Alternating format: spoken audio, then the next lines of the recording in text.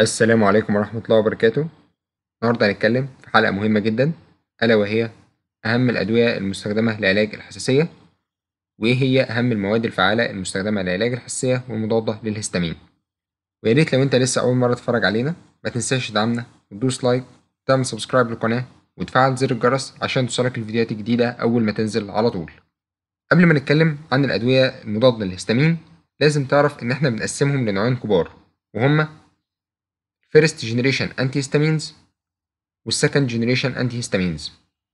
ولازم تعرف معلومة مهمة جدا، إن أدوية الفيرست جنريشن بتسبب النعاس لأنها بتعدي البلاد برين بارير، وده بدوره هيؤدي لشعور الشخص بالنعاس، بينما السكند جنريشن مش بتعدي البلاد برين بارير، وبالتالي الأدوية دي مش هتسبب النعاس. برضه لازم تعرف إن السكند جنريشن هي الأكثر أمانا من الفيرست جنريشن، وكمان السكند جنريشن بيكون ليها لونج ديوريشن، يعني بتقعد لفترات طويلة شغالة في الجسم، على عكس الفيرست جنريشن اللي بيكون ليها شورت ديوريشن، يعني بتقعد لفترات قليلة في الجسم. أهم الحاجات بقى اللي الأنتي هيستامينز بتعالجها هي حساسية الجيوب الأنفية والحمى، حساسية الجلد، وكمان بتدخل برضه في علاج البرد، وكمان بتعالج الحساسية المسببة عن بعض الأكلات أو الحساسية المسببة عن بعض الأدوية، وكمان ممكن تستخدم لعلاج حساسية والتهاب ملتحمة العين، وعلاج الحساسية المسببة من لدغات بعض الحشرات زي الدبور مثلا، وغيرهم كتير جدا. خلينا بقى ننتقل لأهم الأدوية المضادة للهستامين. هنبتدي أول حاجة بالفيرست جنريشن أنتي هيستامينز، وأول مادة معانا وهي البرومفينرامين. والمادة دي مش بتكون لوحدها، يعني بتكون محطوطة مع مواد تانية زي دواء الكوميتريكس، وده بيستخدم لعلاج البرد، وجرعته بتكون من قرص إلى قرصين كل 8 إلى 6 ساعات يوميا. تاني مادة فعالة معانا وهي الكلورفينرامين، والمادة دي بتنزل في الأقراص بتركيز واحد وهو الأربعة مللي جرام. وأهم الأدوية الموجودة في السوق منها هي الألرجيل، الأنالارج، البيرافين، وجرعتها بتكون 4 مللي جرام كل 6 ساعات يوميا أو أقل، والجرعة القصوى منها هي 24 مللي جرام يوميا. وخد بالك برضو إن المادة دي بتتحط مع أدوية البرد، زي مثلا إنها بتتحط في دواء الكونجستال، وبتتحط في ال1 2 3. تالت مادة معانا وهي الكليماستين، والمادة دي بتنزل في الأقراص بتركيز واحد بس وهو الواحد مللي جرام. وأهم الأدوية الموجودة في السوق منها هي التافيجيل، وجرعتها بتكون قرص كل 12 ساعة يوميا، وفي بعض الحالات ممكن تزيد عن كده. ننتقل للمادة اللي بعد كده وهي السايبروهيبتادين، والمادة دي بتنزل بتركيز واحد بس وهو الأربعة مللي جرام. وأهم الأدوية الموجودة في السوق منها هي السبتادين والترياكتين، ودي جرعتها بتكون 4 مللي جرام كل 8 ساعات يوميا، ويفضل إنها مش تزيد عن 20 مللي جرام يوميا في المتوسط. خد بالك إن المادة دي ما عادتش بتستخدم قوي لعلاج الحساسية، وعادي بتستخدم أكتر للناس اللي عندهم فقدان في الشهية ومش بياكلوا. ننتقل للمادة اللي بعد كده وهي الدايمين هيدرينيت، والمادة دي بتنزل بتركيز واحد بس وهو 50 مللي جرام. والدواء الموجود في السوق منها هو الدرامينكس، وده جرعته بتكون 25 مللي جرام إلى 50 مللي جرام كل 8 ساعات يوميا.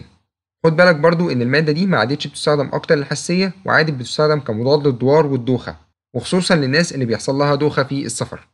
ننتقل للمادة اللي بعد كده وهي الدايفينهيدرامين، والمادة دي بتلاقيها برضو موجودة كتير جدا مع أدوية البرد، زي مثلا دواء النايت اند داي أو دواء الويلنس، أو ممكن برضو تلاقيها في أدوية الكحة زي التوسيكان شراب أو النيو برونكوفين شراب، والجرعة طبعا بتتحدد على حسب المريض واخده لإيه. ننتقل للمادة اللي بعد كده وهي الدوكسيلامين، ودي برضو مش هتلاقيها لوحدها، وبتكون موجودة مع أدوية البرد والكحة. وأشهر دواء هي موجودة فيه وهو الكافامول إكسترا، وجرعته في الدواء ده بتكون قرص إلى قرصين كل 8 ساعات يوميا. ننتقل للمادة اللي بعد كده وهي الهيدروكسيزين، ودي بتنزل بتركيز 10 مللي جرام و25 مللي جرام. وأهم الأدوية الموجودة في السوق هي الأتراكس، وده جرعته بتكون 25 مللي جرام كل 6 إلى 8 ساعات يوميا. آخر مادة معانا في الفيرست جنريشن وهي الكلورفينوكسامين، ودي بتنزل بتركيز 20 مللي جرام. وأهم الأدوية الموجودة في السوق منها هي الألرجيكس، وجرعتها بتكون من قرص إلى قرصين كل 8 ساعات يوميا. وبكده نكون لخصنا أدوية الفيرست جنريشن، وخلينا بقى ننتقل للسكند جنريشن أنتي هيستامينيك. وزي ما قلنا في الأول، السكند جنريشن تعتبر هي اللي بتستخدم أكتر لأنها بتكون أكثر أمانا وكمان مش بتسبب النعاس.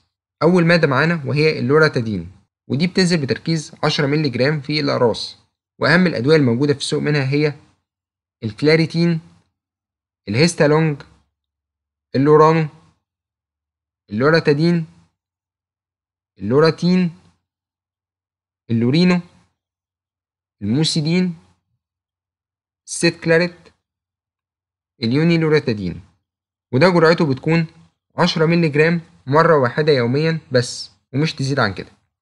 تاني مادة فعالة معانا وهي الستريزين، ودي بتنزل بتركيز 10 مللي جرام في الأقراص، وأهم الأدوية الموجودة في السوق منها هي الأليريد، السيتراك، الستريتين، الإيبريزين، الهيستازين، التومازين، الزيرتك، وده جرعته بتكون 10 مللي جرام مرة واحدة يوميا بس.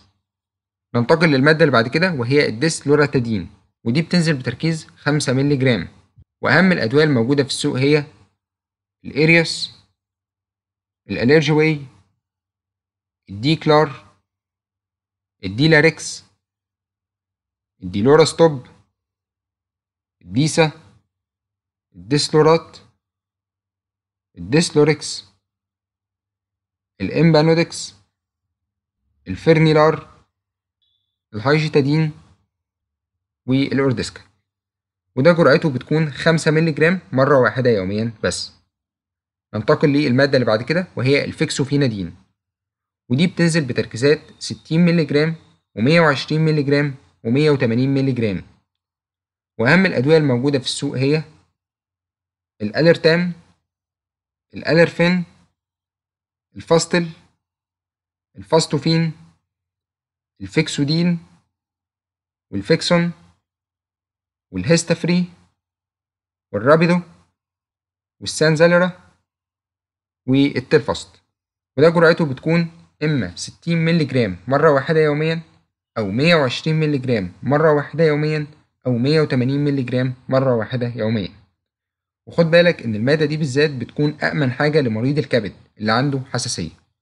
آخر مادة فعالة معانا وهي الليفوستريزين، ودي بتنزل بتركيز 5 مللي جرام، وأهم الأدوية الموجودة في السوق منها هي الألير، الأليفو، الكيميستريزين، الليرجيكير، الليفست، الليفوكتيفان، الليفو هيستام، الأورجيتريزين، والزلتك، وده جرعته بتكون 5 مللي جرام مرة واحدة يوميا، وفي بعض الحالات ممكن نوصف 2.5 مللي جرام مرة واحدة يوميا.